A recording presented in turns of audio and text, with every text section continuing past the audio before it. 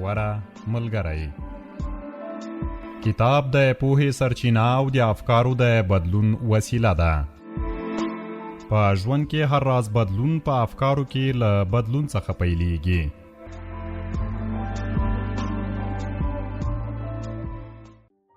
سلامونه د سپوږمۍ رادیو درنو اوریدونکو، په دې هیله چې روغ جوړ خوشاله به یاست، په دې هیله چې د ژوند چارې مو په خیر تیریږي. د غوره ملګري خپرونه شروع سوه. په دې خپرونه کې به تاسو ته د کورنۍ او ماشوم د کتاب څخه وهمه برخه وړاندې کوم چې دا کتاب حمیدالله حمیدي ژباړلی دی. په دې هیله چې د خپرونې تر پای را سره ملتیا وکړئ.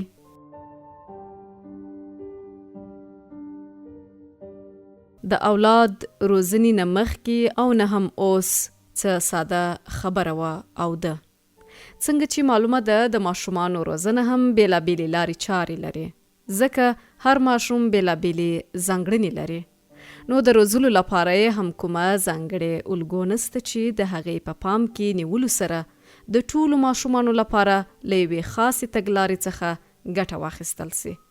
په اوسني وخت کې رادیو او ټلویزیون د ماشومانو د روزنې لپاره ګټورې وسیلې دي.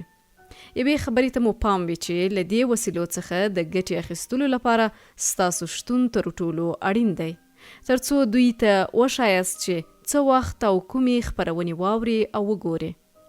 د اولاد روزنې لارې چارې. لومړی کلی. اولادونو ته دې ورزده سي چې خپل خدای وپیژني او مینه ورسره ولري، او د خپل خدای، دین، مذهب او کلتور په اړه دې ورته پوره معلومات ورکړل سي. کوم اولادونو له خپل دین سره پوره مینه ولرله، هغوی هیڅکله هم پر خپل ځان اعتماد له لاسه نه ورکوي، له ماتې څخه نه ویریږي او په پوره دقت، سرعت او پیاوړي ارادې سره قدمونه اخلي. دویمه کلی. اولاد خپلو بندگانو ته د خدای پاک تر ټولو ښه ډالۍ ده.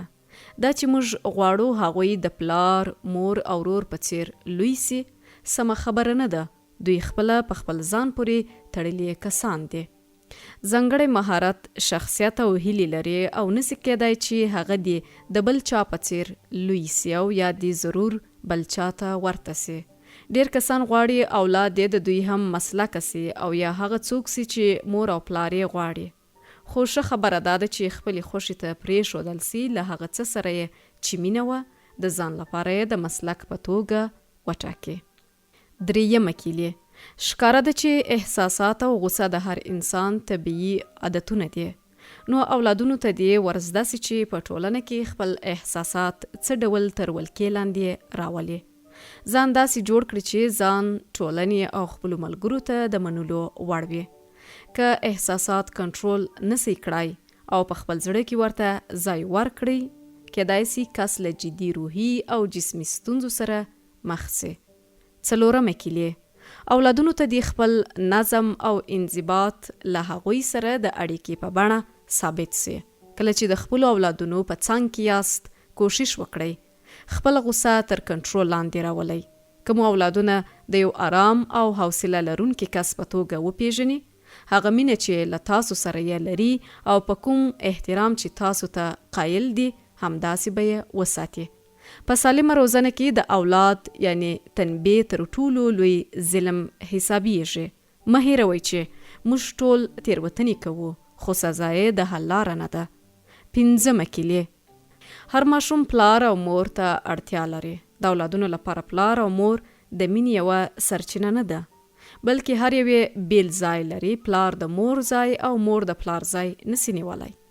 د اولادونو په شتون کې باید خاوند او میرمنه پر ورځنیو ستونزو داسې بحث ونه کړي چې خبره تر غوسې ورسیږي. کېدای سي یو له هغوی څخه یې تر پام بد راسي، چې دا د ماشومانو لپاره تر ټولو ستره روحي ضربه ده. شپږمه کلی. اولادونو ته مو اجازه مه ورکوئ چې پر کوم کار په زوره در باندې وتپي او هغه څه چې هغوی غواړي په یوه اشاره یې ورته ترسره کړئ.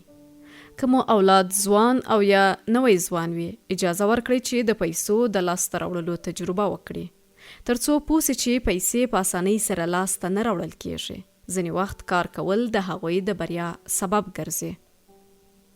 وهمه کلی. هیڅوک هم پوره نه دی. دغه ټکی هر ورځ لزان سره تکرار کړئ. اولاد هغه وخت در سره ښه اړیکه درلودای سي چې پوسی پلار او مور هم کله کله تیروتنې کوي او دا یو طبیعي خبره ده. اتمه کیلې خپل اولادونه مګواشئ او یا هم کله چې ډیر خوش اوسئ له هغوی سره داسې ژمنه مکوئ چې به تر سره کولای نسئ. د اولاد لپاره د مور او پلار خبره د هر څه په معنا ده.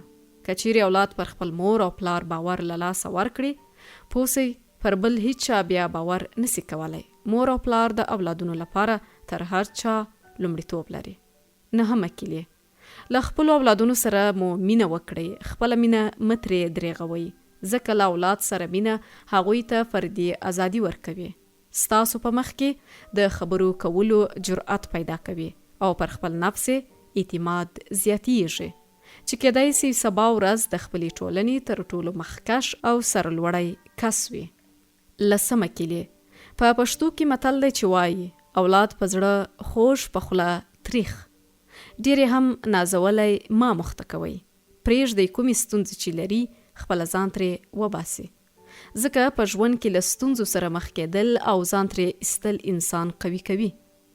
معلومه خبره ده چې هر څوک په ژوند کې بریاوي او ناکامۍ لري او تجربه کوي. نو خپل اولادونو ته اجازه ورکړئ چې له ستونزو څخه د وتلو لارې چارې په خپله پیدا کړي او خپل ځان پیاوړی کړي. 11مه کیلې هیڅ کله مو هم د خپل اولادونو روح د دوی له عقل سره مه پرتله کوئ. له دوی څخه داسې تمه مه کوئ چې هغوی دې هم ستاسو په شان سي. دغه پرتله کول د دې لامل ګرځي چې هغه پر یو منځوي او ضد انسان بدل سي. داسې کس ترې جوړیږي چې بیا په راتلونکي کې په خپله ټولنه کې ژوند نسی کولای. مرسته ورسره وکړئ چې اولاد مو یو ځانګړی او بریالی کس جوړ سي. ښه مور کومه ده؟ مور هله خوشحاله وي چې اولادونه یې خوشحاله وي. مور د خپل اولادونو لپاره ژوند کوي او خپل ټول ژوند یې د هغوی تر ژوند قربان کړی وي. د مور لپاره په نړۍ کې تر ټولو لویه خوښي دا ده چې اولاد یې په هر څه کې بریالی وي او تر ټولو د خفګان خبره ورته بیا دا ده چې د اولاد ناکامي یې ګوري. خو تر ټولو مهمه خبره دا ده چې د مور مینه له خپل اولاد سره برخلیک ټاکونکې ده. یوه ښځه څنګه کولی سي ښه مور وي او خپل اولادونو ته پوره مینه ورکړي څو د هغوی ژوند هم د بریا پر لور بوزي. په دې اړه څو ټکو ته اشاره کوو. اول، د اولادونو د مثبتو غوښتنو ملاتړ وکړئ. د خپل اولادونو د مثبتو غوښتنو په مخ کې خنډ مه ګرځئ. د غوښتنو په لاسته راوړلو کې پوره مرسته وکړئ څو لاسته یې راوړي او پر خپل نفس اعتماد پیدا کړي. کوم اولاد غواړي چې ډاکټر یا انجینر نسی مه خفه کیږئ او مه ورته غوسه کیږئ ځکه دا د دوی په ژوند پورې تړلې خبره ده. پرېږدئ چې په ځینو مسایلو کې په خپله پریکړه وکړي. کوشش وکړئ د ځان او خپل اولادونو ترمنځ طبیعي توپیرونه پیدا کړئ. کوشش وکړئ ځان ورسره په وړو مسایلو کې بند نه کړئ. کېدای سي هغه کارونه چې ستاسو زوی یا لور یې کوي تاسو نه وي ترسره کړي. دا هر څه په دوی پورې اړوند دي. خو هیره مو نه وي چې ستاسو شتون ورسره د دې کارونو په سرته رسولو کې تر ټولو اړین دی. د بیلګې په توګه هغه ښوونځی چې تاسو ورته د درس ویلو لپاره ټاکلی او یا هم هغه خونه چې دوی پکې ژوند کوي. دوهم، حوصله ولرئ. کېدای سي کله کله د خپل اولادونو له کړنو ناراضه سئ. کوشش وکړئ چې خپله غوسه تر کنټرول لاندې راولئ. خپل خفګان مو له هغوی سره شریک کړئ او په ډیره نرمه لهجه ورته د هغه کار یادونه وکړئ چې تاسو پرې خوابدي یاست. دریم، په خلاص لاس ورته مصرف وکړئ. ښه خبره ده چې پیسې باید بې ځایه ونه لګول سي، خو د خپلو اولادونو هرې غوښتنې ته مو ډیر ژر دا جمله نه یې لرم مه وایاست.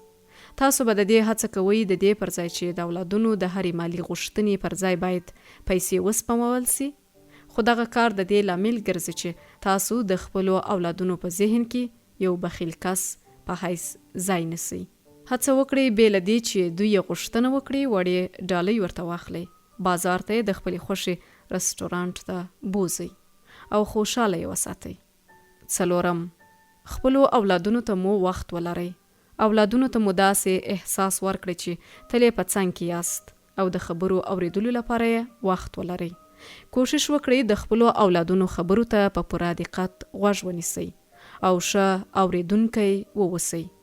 خپلو اولادونو ته داسې احساس ورکړئ چې تاسو یوازې څوک یاست چې دوی درته د خپل زړه خبرې کولای سي.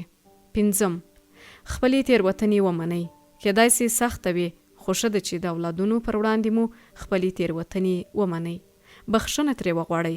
دا کړنه مو اولادونو ته ور زده کوي چې تیروتنه یوه طبیعي پیښه ده، خو بخښنه غوښتل بیا تر هغې ډیره مهمه او اړینه خبره ده.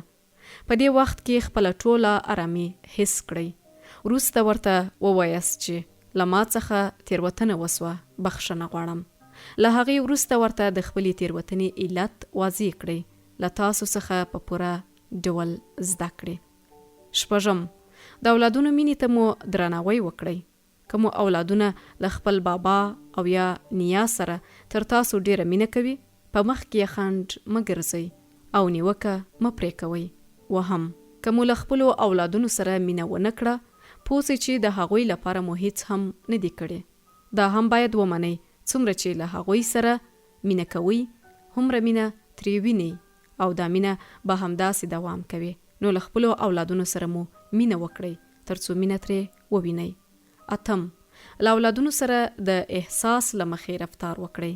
د بیلګې په توګه د خپلو اولادونو په غیږ کې نیول، ښکلول، هغوی ته سهار په خیر ویل، شپه په خیر ویل، په څنګ کې یې کښېنستل. که مو ماشوم وړوکی وي، هغه پر خپلو پښو کښېنول.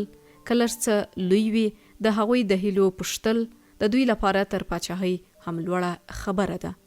خو څومره هم چې کولی سئ له خپلو اولادونو سره مینه وکړئ. پر ماشوم د نوم ایښودلو لپاره 10 ټکي. پر مور او پلار باندې د اولادونو له حقونو څخه یو هم پر نوي زیږیدلي ماشوم د اسلامي نوم ایښودل دي، چې میندې او پلارونه باید دغه ټکي ته پوره پام وکړي. اول، کله چې غواړئ پر نوي زیږیدلي ماشوم نوم کښېږدئ، هڅه وکړئ چې نوم یې اسلامي وي، ځکه نوم پر انسان په مستقیم ډول اغیز لري. داسې نوم وټاکئ چې په ویلو سره یې تاسو او مخاطب کس مثبته روحیه واخلي. نوم اخیستل تر ټولو لومړی تاثیر پر مخاطب کوي. تاسو باید په دې اړه فکر وکړئ چې ستاسو ماشوم دغه نوم نه یوازې اوس او د ځوانۍ په مرحله کې کاروي، بلکې د مرګ تر ورځې پورې به خپل نوم ورسره ملګری وي.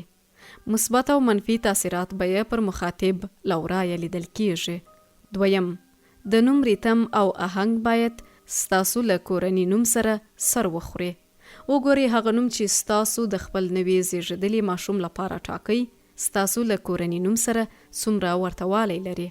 د ماشوم نوم مو څو ځله تکرار کړئ. فکر وکړئ چې څه ډول روحیه درکوي. 3. هڅه وکړئ چې د نوم لومړی 3 حرفونه ښکلي او زړه وړونکي وي. 4. د نوم تلفظ په دقت سره چیک کړئ. که د ماشوم نوم مو په سم ډول نه تلفظ کیږي، نو د عمر تر اخره به مو ماشوم له یو ډول وسواس سره مخ وي. 5. وګورئ او فکر وکړئ چې په کورنۍ او خپلوانو کې درته د چا نوم په نظر ښکلی درغلی، هماغه نوم مو د خپل ماشوم لپاره هم وټاکئ. 6. د دې لپاره چې یو ښکلی نوم مو خلق کړی وي، د څو نومونو له ترکیب څخه ګټه واخلئ. داسې هم کولای سئ چې د 2 نومونو له یو ځای والي څخه یو ښکلی او په زړه پورې نوم جوړ کړئ. وهم، مستعار نومونه او هغه په خپل لاس جوړ سوي نومونه چې معنی یې ښکلې وي وټاکئ. کېدای سي داسې یو نوم مو د خپل ماشوم لپاره غوره کړئ چې له هغه څخه ګڼ نور مستعار نومونه جوړ سي. دغه څه د دې لامل ګرځي چې ماشوم په لوی سن کې پر خپل نامه تر ټولو ښه کنټرول ولري او خوند ترې واخلي. 8. نوم تمرین کړئ. وګورئ چې څه ډول حس درکوي. یو نږدې ملګری مو څو ځلې پر دې نوم یاد کړئ او غږ پرې وکړئ. په راتلونکي کې به تاسو مجبور وئ چې په څو ډوله مو د خپل ماشوم نوم یاد کړئ.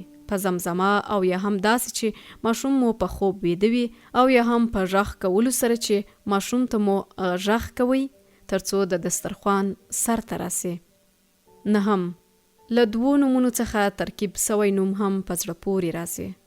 ځکه تاسو کولی سئ چې په لومړي سر کې د احترام په خاطر د خپل یو مشر نوم او ورپسې خپل د خوښې نوم ورزیات کړئ. 10. له ډیر اوږده نوم څخه ډډه وکړئ. ډیر کله اصلي او کورنۍ نوم دواړه په یوه حرف سره شروع کیږي چې ډیر سره نه لګیږي. که مو اصلي نوم په غږ لرونکي حرف سره شروع کیږي، کوچنی نوم باید بیا دغه ډول نه وي. نو له همدې کبله د وړوکي نوم وروستی حرف باید د کورني نوم له لومړي حرف سره ورته والی ونه لري. وروستی ټکی: که مو داسې یو نوم انتخاب کړ چې پورتنۍ قاعده ورباندې د تطبیق وړ نه وي، خو بیا هم ستاسو خوښ وي او غواړئ چې هماغه نوم پر خپل ماشوم کښیږدئ، هیڅ خبره نه ده.